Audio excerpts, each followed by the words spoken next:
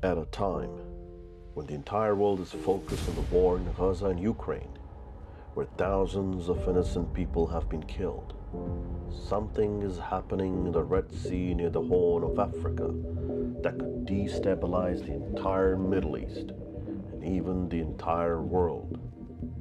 The Houthis forces have choked the world's most strategic point right now.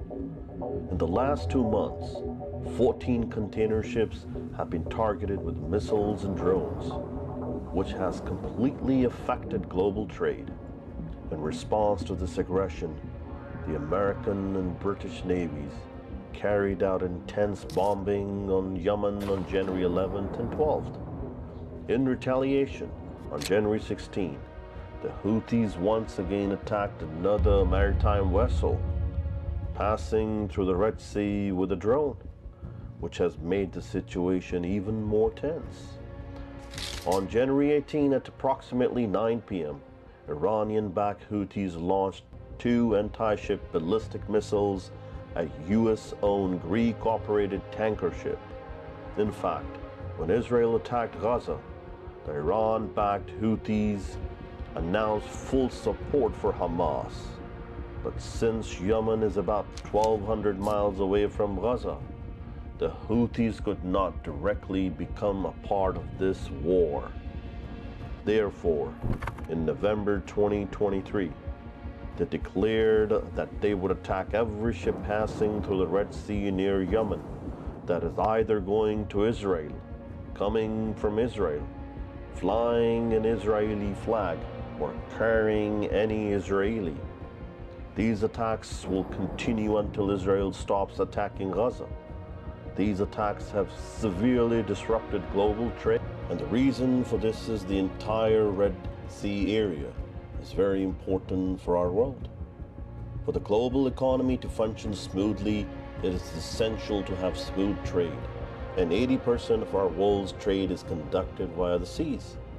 Among these seas is the Red Sea, which is the hottest and most dangerous geopolitical area of the 21st century, because there are two choke points there.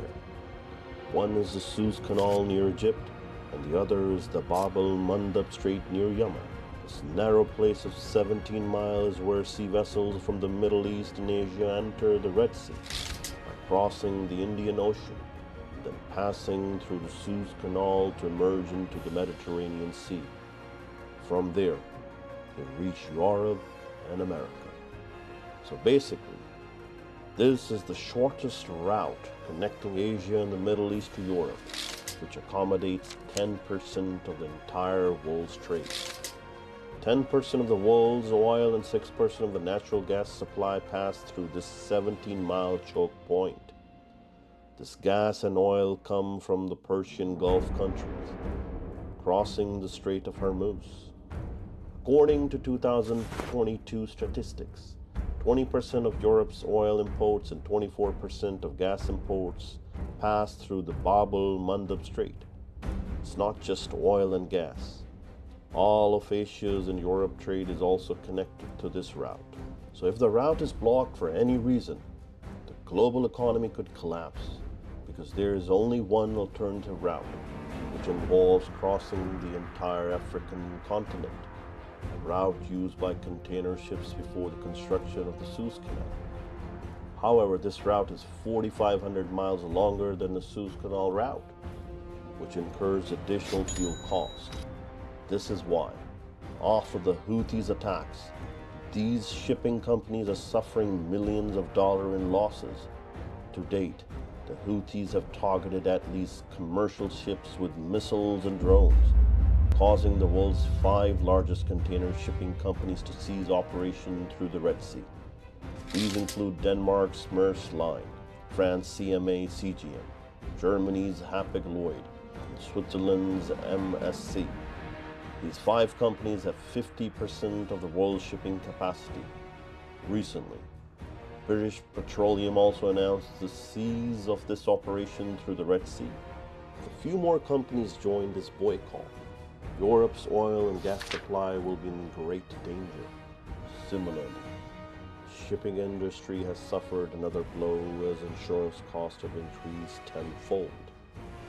Given that the oil tankers are already very expensive, this increase in price will affect thousands of dollars.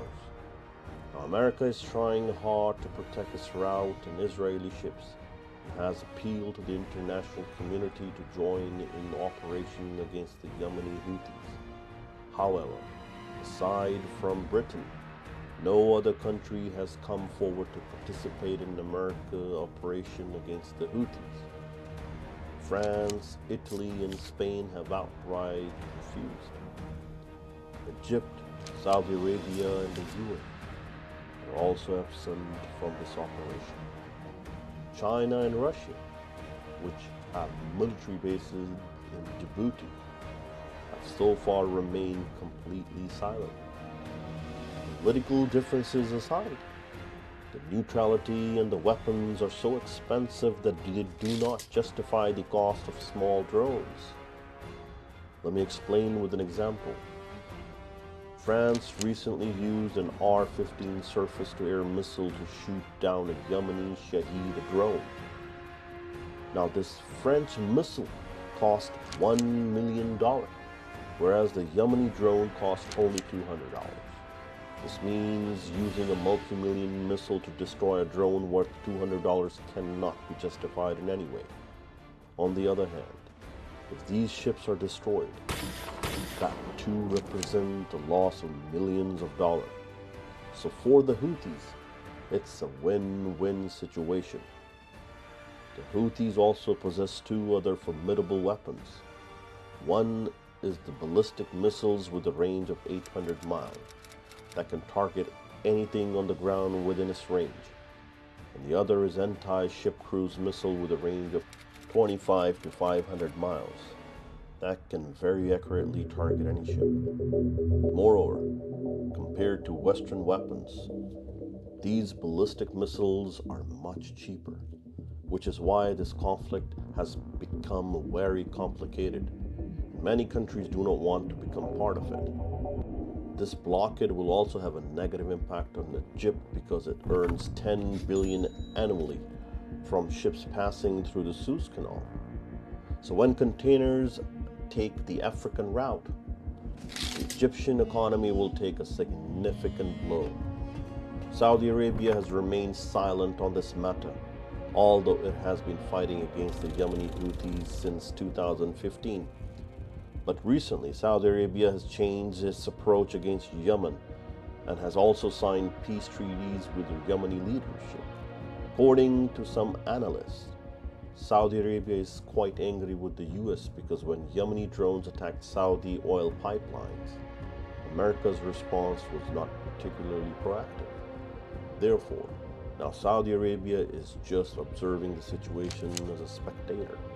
On the other hand, the UAE is putting a lot of pressure on America to launch a full-scale attack against the Houthis because the UAE supports the anti-Houthi group in Yemen and has been taking a lot of interest in Yemen for the past few years. The reason for this is the discovery of very large oil reserves in Yemen. According to some reports, Yemen has the world's second largest untapped oil reserve after Venezuela. Many Arab countries do not want these reserves to be controlled by Houthis. Yemeni economist Hassan Ali suggests that Saudi Arabia has had a secret agreement with the US, which has prevented Yemen from utilizing these oil reserves for the last 30 years. According to the research by international drilling companies, Yemen has more oil reserves than the entire Persian Gulf. Similarly, in January 2013, Sky News reported that Yemen has 34% of world oil reserves, all located in the Al Jawf province. If these reserves are utilized, it could significantly dent Saudi Arabia's oil exports, which is why Yemenis feel that Saudi Arabia is the biggest culprit in Yemen's current situation, because it has promoted the civil war in Yemen for its own benefits. However, there is now a lot of awareness among Yemenis. The world has ignored them for many years, but now they are taking matters into their own hands. just within a few days. Many world powers have been rattled, and Houthis have even threatened that if Israel does not stop war in Gaza, they will blow up all the internet cables passing through the Red Sea, which would then terminate the internet connectivity in Asia and the Middle East. This is why I said at the beginning of the video that Yemen is at such an important point in the world, that activities there could destabilize the entire Middle East and even the entire world. The year 2024 is going to bring many changes. The tension that has been created between Iran and Pakistan is also a link in this larger geopolitical game. The next few months, in fact weeks, are going to be very decisive. You all are going to witness significant changes in the geopolitical world, including Israel's finding oil in Gaza's boundary. Israel will use all its might to control Gaza, so it can illegally explore oil. The International Court of Justice alerting Israel on their recent verdict has also put pressure on US and Western allies and weakened Israel's position. We will continue to bring interesting topics. Please subscribe to stay informed. Thank you and have a great day.